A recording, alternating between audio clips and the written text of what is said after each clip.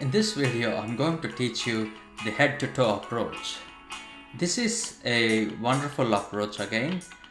I usually use this approach whenever the symptoms are very vague, and I use with pediatrics OSCE scenarios.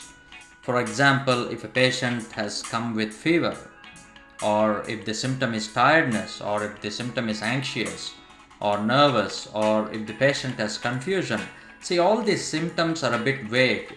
This can be because of any problem anywhere in the body. It could be from an ear infection, it could be a bladder infection, it could be anything. So that's when I use this head-to-toe approach, where I start with head first. I usually look at if there's any problems with brain.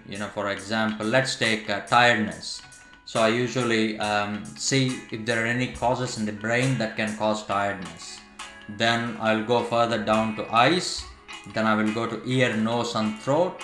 Then I will go to the chest, where I will look if there are any causes in the chest like lungs or heart causing this. Then I will go further down to liver and spleen. Then I will go further down to bladder. I will think about kidneys as well there.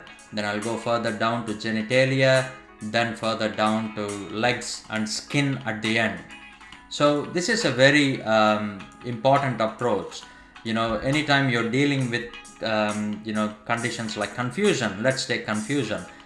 If you go head to toe approach, it could be dementia, delirium in the brain. Then you go further down, it could be severe ear, nose and throat infection, or it could be a severe lung infection.